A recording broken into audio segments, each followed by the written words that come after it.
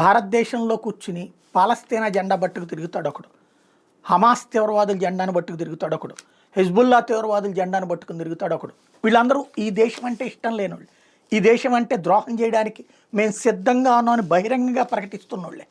ఈ దేశంలో ఉన్నటువంటి ప్రభుత్వాలని కనుక ఎవరన్నా నాశనం చేయాలని చూసినా, లేదా ఈ దేశాన్ని నాశనం చేయాలని ఆయా తీవ్రవాద సంస్థలు వస్తే మేము సిద్ధంగా ఉన్నామని బహిరంగంగా ప్రకటనలు ఇస్తున్నటువంటి వాళ్ళే ఎప్పుడైతే ఆ జెండా పట్టుకుని తిరుగుతున్నారో.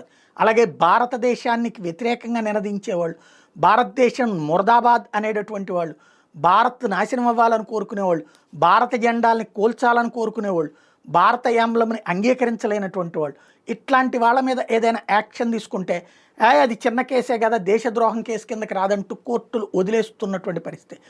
దాంతో ఒక ప్రత్యేక చట్టాన్ని తీసుకురావడానికి మోడీ సర్కార్ సిద్ధమవుతోంది. దేశ వ్యతిరేక నినాదాలని కూడా నేరంగా పరిగణిస్తూ చట్టాన్ని తీసుకురావడానికి సిద్ధపడుతోంది.